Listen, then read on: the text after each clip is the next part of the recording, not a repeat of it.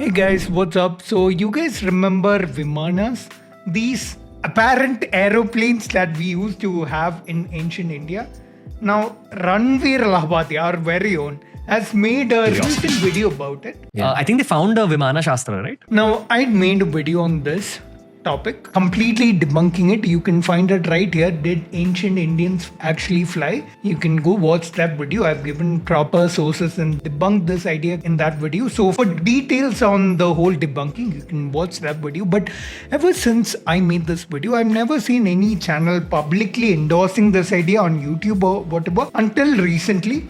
4 weeks ago, Ranveer Lahbati seems to have uploaded this video. Now he's talking about Vimana Shastra. The actual book's name is Vaimanika Shastra, and it was a book published in the early 1900s talking about these ancient aeroplanes that were there in India. Now the thing about that book is that it's been completely debunked by a paper published by aeronautical engineers at the IISc. You can just Google the title of this study and find it. I've linked it in my video also. You can take a look at how the airplanes, the shape of the airplanes, the aerodynamics, and the description of the airplanes completely goes against any physics of flight. I'll show you a line here. If you look at this paper, it's not just a research study or whatever. It's a complete roasting of the whole Vaimanika Shastra book.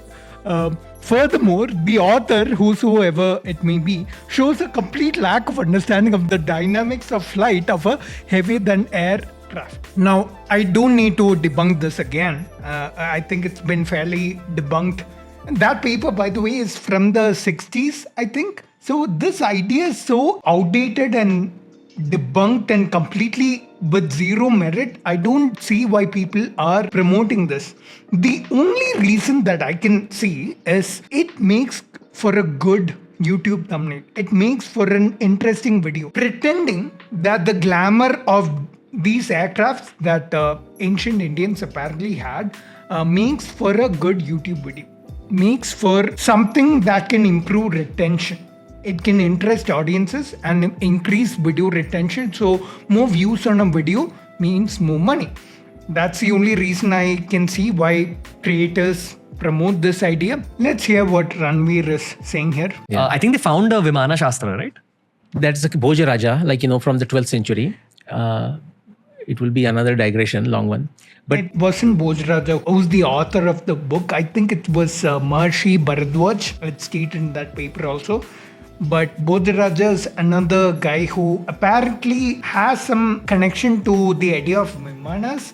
So there are many other ideas of Vimanas also, not just Vaimanika Shastra. There's also something from the Ramayana and Mahabharata and stuff. And you'll hear that here. But all that is, at the end of the day, stuff with no evidence. It's all fiction. The brief one on the Pushpak Viman. The triangulation structure that I mentioned, explanation. Vimana, for those people who don't know, are the ancient aeroplanes which apparently existed in the time of the Ramayana. Wow, you've never talked about this. You've never made a statement so obvious, Ranveer. And also. Like Pushpak, for example. And Mahabharata, Uparichar, who is slightly before Pandavas, had an aeroplane. And somebody who attacked Krishna's Dwarka, I'm not recalling his name right now, but his plane, Vimana, was called Saubha. And if you look at the descriptions, there is no description of a technology, none of that. And so skeptics say, so, hey, why should I believe? No. Yeah, exactly. If there's no evidence for an idea, why on earth would you expect anyone to believe? If you don't want to believe, don't believe. No, we believe a lot of things that we don't truly understand. If you ask the skeptics or the leftists or whoever rightists, whoever you want to call, do you believe in Einstein's relativity theory or Newton's gravity theory? They say, of course. And if I said, now explain it to me, please. Just because someone can't explain the ideas of relativity or Newton's gravity, it doesn't make it untrue. And those ideas, you can't equate them to the idea of Vimanas, because those ideas are based on how things behave. The evidence that we've seen in the past of how things behave. In relativity, if you have an idea like the speed of light is constant, that is something we know from experimental evidence. There's an experiment called the Michelson and Morley experiment just at the turn of the 1900s, which showed that light's speed is independent of frame of reference and any other relative frames which may be in motion or not. That's on the basis of which Einstein formulated his theory. He's equating theories in physics and stuff with the idea of Vimanas, which is bullshit. There is evidence for that. There's no evidence for Vimanas.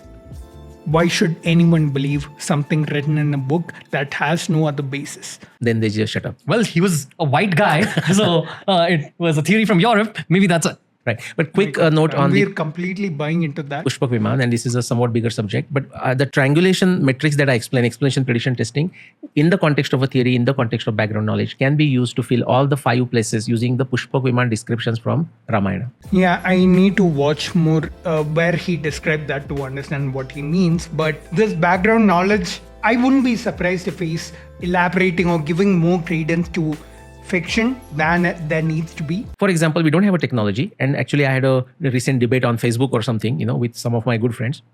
But the reality is there are enough descriptions about Pushpak Viman in Valmiki Ramayana which many people don't know, and they match with what we know about the Vimanas today. As in modern day aeroplanes. Modern day aeroplanes. For example, when they took off, they made big noise. If it's a magical plane, imaginary plane, it may not have to make a noise. Wow.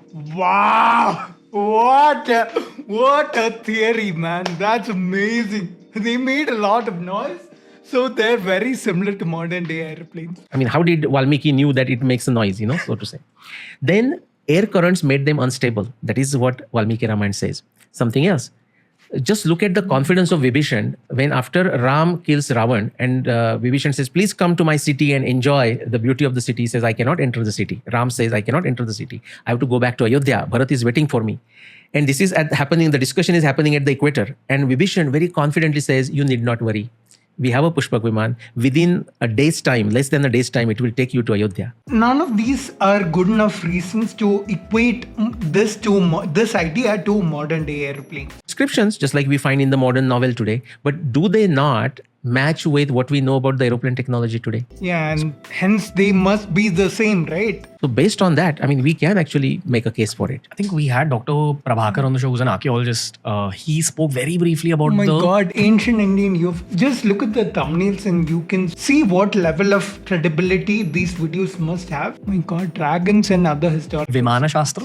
He said that he's gone through it, but the thing is, the materials that they've described in it are described using words that we don't know the meaning of. Correct. So it could have just been another word for some kind of a metallic compound, but we don't know what that metallic compound is. Correct. So Yeah. I mean, my style is to go where the evidence takes you, but not go too much beyond the evidence. Sure. So Yeah, and when there's no evidence, you make stuff up. Wow, great, man. Great method. Modus operandi. say, this is what we know. We don't know the engine. We don't know this.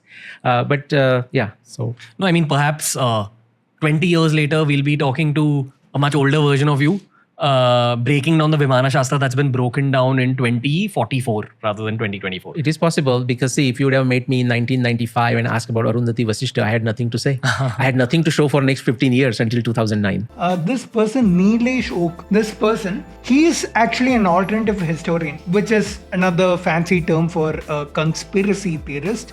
He is like Praveen Mohan, who portrays ideas of, hey, ancient India had all this stuff, and there's a lot of pseudoscience in a lot of his ideas. If you guys ever come across him, keep an eye out for him, and you wouldn't be surprised if you hear him say these things in any other place, any other video. But that's it for this video. I just want to take a look at this.